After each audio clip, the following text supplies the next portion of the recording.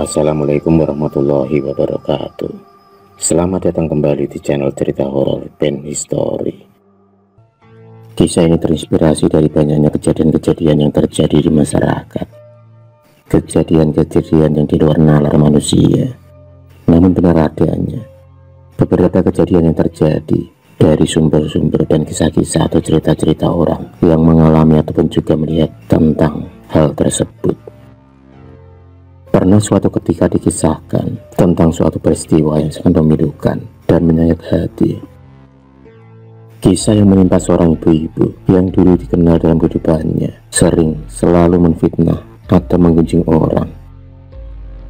Sebut saja namanya Mbak Sari karena usianya memang masih muda. Mbak Sari memang ibu muda yang dalam kehidupannya nggak susah-susah amat dan juga nggak berlebihan. Bisa dibilang kecukupan.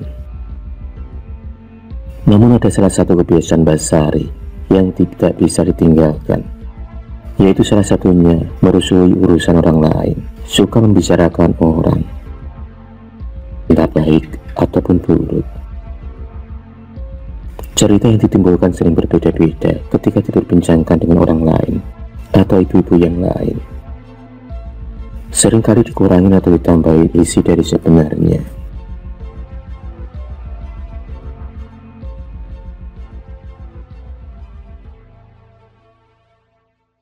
Mbak Sari yang masih muda itu memiliki wajah yang cantik, rambut panjang, dan tubuh yang seksi. Sebenarnya dulunya orang baik, tapi karena ada suatu hal yang terjadi yang menimpa kehidupannya, dan hal itu membuat sifatnya berubah, meskipun tak semuanya berubah jelek. Suatu kejadian di waktu Mbak Sari mau menikah dan malah ditinggalkan oleh calon suaminya akibat wanita lain.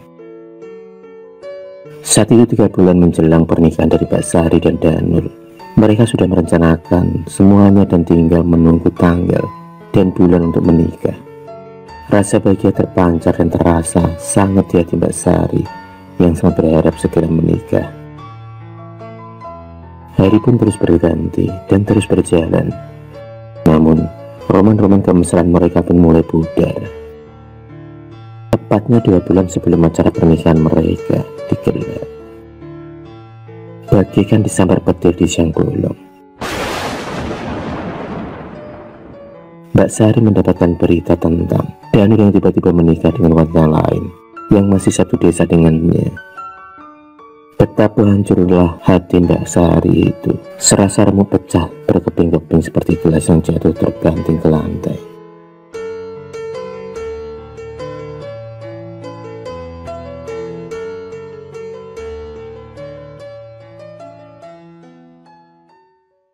Mbak Sari masih tak percaya dengan apa yang menimpanya kali ini. Ia masih tak habis pikir, mengapa semua ini terjadi padanya. Apa salahku? Dalam hatinya pun berkata. Mbak Sari hanya bisa menangis dan menangis meratapi nasibnya yang sangat naas itu, bahwa orang yang dicintainya tega meninggalkannya di saat hatinya penuh cinta.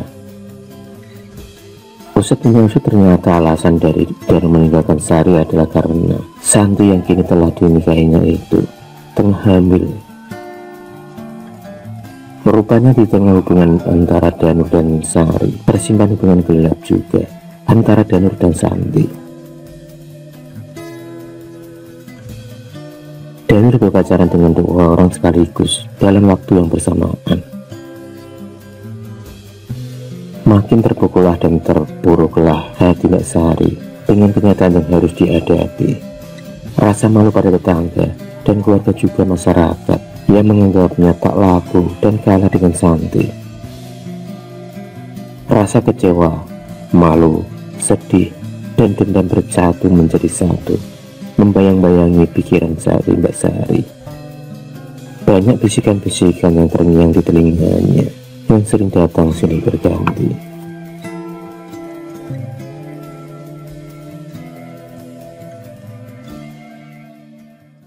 Sejak saat itulah benih-benih dendam dari Mbak Sari kepada Danur dan Santi mulai tumbuh. Mbak Sari sangat benci kepada mereka berdua. Hari-hari pun terus berjalan dan terus berlalu.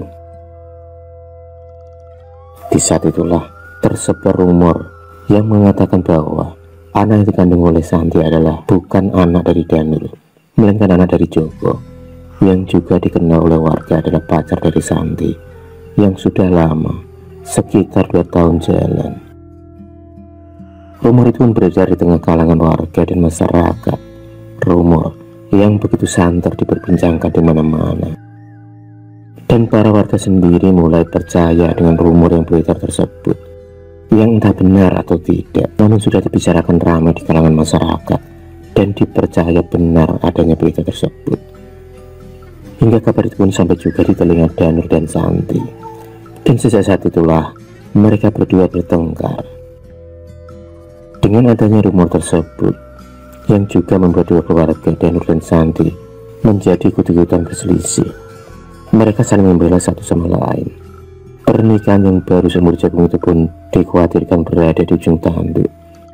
Banyak warga juga yang mencemooh Santi yang dibilang perempuan nakal yang hamil dengan orang lain.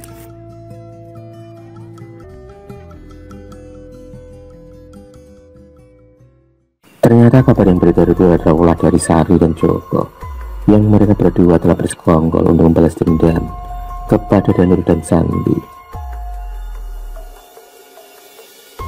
Segala cara mereka lakukan dan jalan sesat pun mereka tempuh dan mereka jalani. Mereka kemudian mendatangi seorang dukun dan mereka menginginkan Daniel dan Santi berpisah.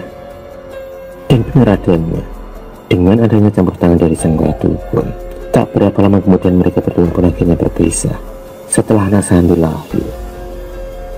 Daniel pun meninggalkan Santi dengan perasaan yang berkecamuk, sementara Santi mengalami depresi yang hebat sejak ditinggalkan oleh Daniel. Suatu pagi warga desa digemparkan oleh berita kematian dari Santi yang begitu mendadak dan begitu mengenaskan. Santi didapati mati bunuh diri dengan cara gantung diri di dalam kamarnya. Kejadian itu diketahui oleh ibu Santi saat membangunkan Santi saat terdengar rengekan anak Santi yang menangis. Saat membuka pintu itulah betapa terkejutnya ibu Santi yang mendapati anak perempuannya tergantung dengan seutas selendang yang menjerat lehernya.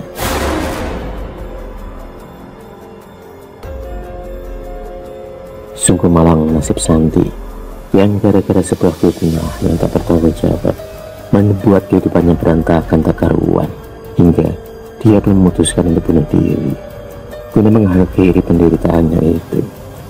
Ia tak sanggup hidup dengan kuncingan dan fitnah yang diterimanya. Hati Santi sangatlah rapuh dan mungkin karena iman yang kurang kuat, hingga ia juga salah jalan dengan mengakhiri hidupnya dengan bunuh diri. Sari yang mendengar korban kematian dari Santi bukannya ikut prihatin, malah dia senang sebab orang yang dibencinya kini telah pergi selamanya. Rasa puas pun terpancar dari wajahnya dengan kematian Santi yang mendadak. Ternyata kabar yang beredar itu adalah ulah dari Sari dan Joko, yang mereka berdua telah bersekongkol untuk membalas dendam kepada Daniel dan Santi. Segala cara mereka lakukan dan jalan sesat pun mereka tempuh dan mereka jalani. Mereka kemudian mendatangi seorang dukun dan mereka menginginkan Daniel dan Santi berpisah. Dan benar adanya, dengan adanya campur tangan dari sang dukun, tak berapa lama kemudian mereka berdua pun akhirnya berpisah setelah anak Santi lahir. Daniel pun meninggalkan Santi dengan perasaan yang berkecamuk, sementara Santi mengalami depresi yang hebat sejak ditinggalkan oleh Daniel. Suatu pagi warga desa digemparkan oleh berita kematian dari Santi yang begitu mendadak dan begitu mengenaskan. Santi didapati mati bunuh diri dengan cara gantung diri di dalam kamarnya. Kejadian itu diketahui oleh ibu Santi saat membangunkan Santi saat terdengar rengekan anak Santi yang menangis. Saat membuka pintu itulah Betapa terkejutnya Ibu Santi yang mendapati anak perempuannya tergantung dengan seutas selendang yang menjerat lehernya.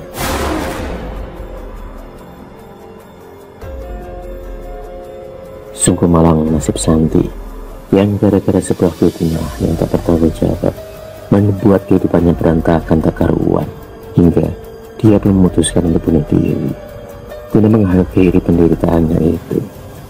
Ia tak sanggup hidup dengan kuncingan dan fitnah yang diterimanya. Hati Santi sangatlah rapuh, dan mungkin karena iman yang kurang kuat, hingga ia juga salah jalan dengan mengakhiri hidupnya dengan bunuh diri. Sari mendengar korban kematian dari Santi, bukannya ikut prihatin, malah dia senang sebab orang yang dikuncinya kini telah pergi selamanya.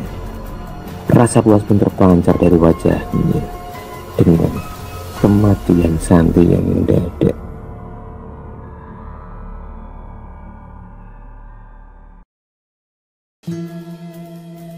Hari itu juga jenazah Santi diberangkatkan ke tempat pemakaman.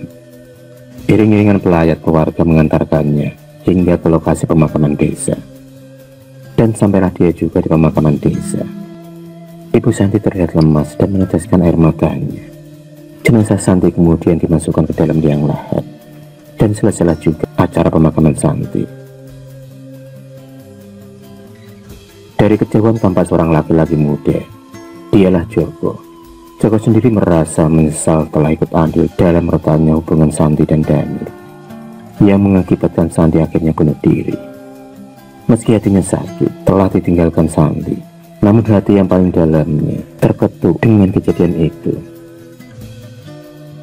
Berbeda dengan Sari yang merasa senang dan gembira dengan kematian Santi, dan secangkir kopi di tangannya, dia tampak sangat bahagia dan sangat gembira karena dendamnya kini telah terlaksanakan.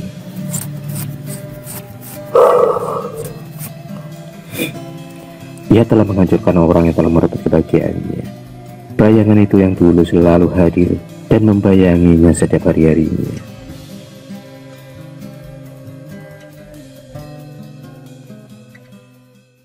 Hari-hari pun terus berganti dan berlalu, dan membuat sifat Sari malah semakin menjadi. Sari sering tidak suka dengan kebaikan orang lain. Kini, malah pekerjaannya sering menggunjing orang dengan berita yang bukan sebenarnya. Mungkin bisikan setan telah menguasai dirinya, jadi sulit bagi Sari untuk meninggalkan kebiasaannya itu. Sudah beberapa orang yang menjadi korban dari fitnah dan guncingan dari Sari, dan kini Sari malah sering menggoda suami-suami tetangganya. Namun ia pun pandai bersilat lidah dan main halus hingga tak ada yang tahu tentang itu.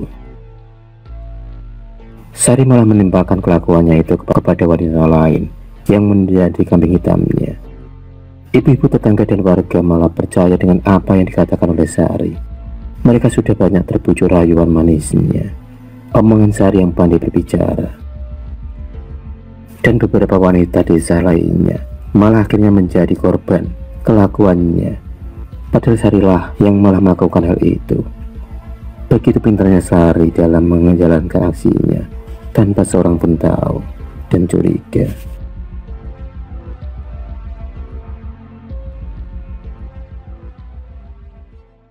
Sudah beberapa laki-laki yang menjadi korban dari Sari. Mereka rata-rata dimanfaatkan oleh Sari dengan rayuannya. Rata-rata laki-laki itu akan memberikan apapun yang diinginkan oleh Sari, mulai dari uang, perhiasan, dan belanjaan. Sari merasa bisa menaklukkan para laki-laki tersebut untuk bertekuk lutut di kakinya, dan hal itu malah semakin membuat Sari menjadi-jadi. Kini Sari selalu berpenampilan modis dan cantik. Dengan ditunjang wajah cantiknya itu dan tubuh seksinya, bak idola Sari kini menjadi bahan perbincangan oleh para warga. Banyak warga yang mengagumi kecantikan dari Sari. Kini yang terjadi dari Sari di mata para laki-laki adalah wanita tercantik di desa mereka. Namun sekarang ibu tetangga telah berbalik arah, tak percaya lagi pada omongan Sari. Hal itu terjadi seketika saat Sari keluarga sedang berduaan dengan Mas Agus, suami dari Mbak Dia. Saat itu juga Sari tak bisa mengelak lagi.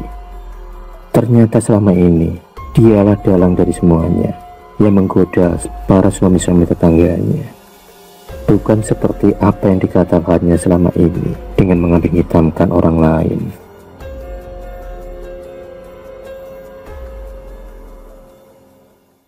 Kini Sari mulai dijauhi oleh para tetangganya. Mereka tak mau lagi bertemu dengan Sari. Dan sejak saat itu kehidupan Sari pun menjadi hamba. Dan pada suatu hari, Sari menderita penyakit yang aneh. Di sekujur tubuhnya muncul bintik-bintik bisul yang semakin lama semakin bertambah. Semakin hari semakin menggerogoti tubuh Sari. Sari yang dulunya cantik, kini berubah drastis menjadi wanita yang jelek. Tubuhnya kini kurus kering dan penuh dengan luka yang mengeluarkan bau yang tidak enak dan membuat ingin muntah.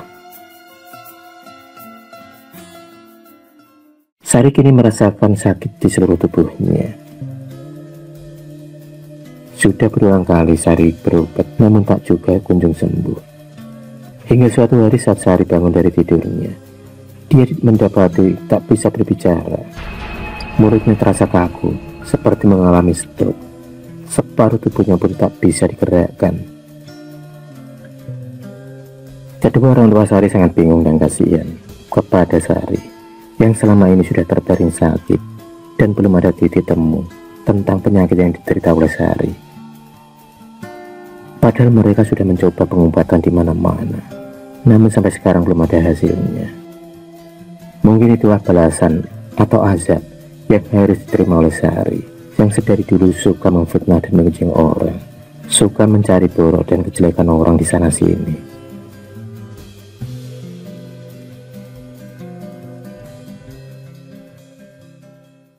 Dalam hati Sari sangat menyesal atas perbuatannya yang telah lalu. Tapi nasi sudah menjadi bubur, tak bisa dikembalikan lagi. Waktu tak bisa diputar kembali.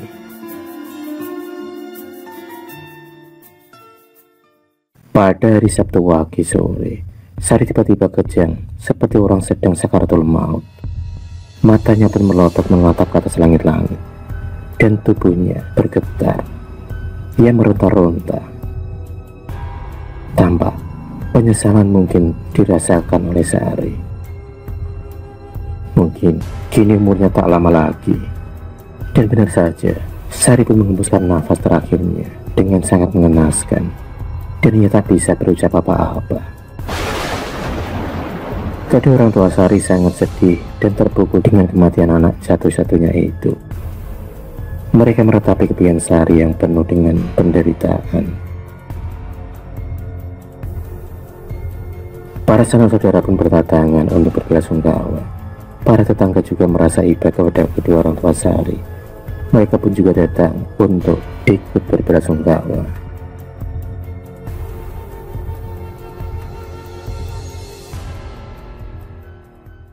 Keesokan paginya acara pemakaman Sari dilaksanakan untuk dibawa ke pemakaman desa. Iring-iringan para pelayat mengantar jenazah Sari ke tempat peristirahatan terakhir. Meskipun di tengah jalan beberapa kali terjadi kejadian-kejadian aneh yang terjadi. Beberapa kali angin kencang menerpa perjalanan jenazah Sari, dan ada beberapa ranting pohon yang berjatuhan.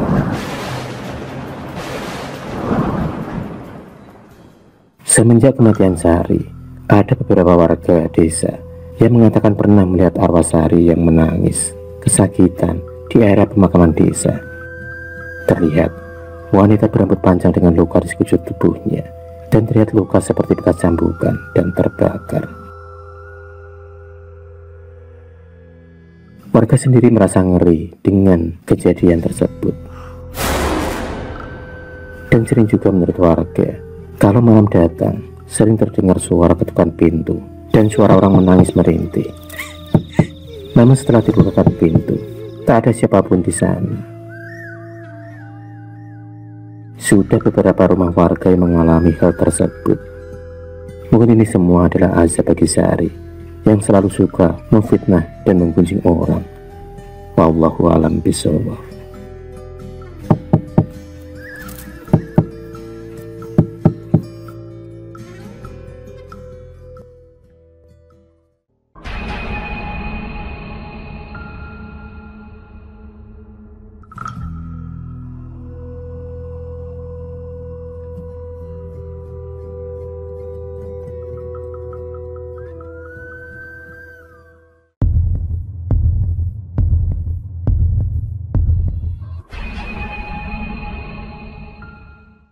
kasih sudah menonton video cerita bergambar ini. Klik subscribe untuk terus berlangganan video-video cerita bergambar selanjutnya. Semangat berkarya.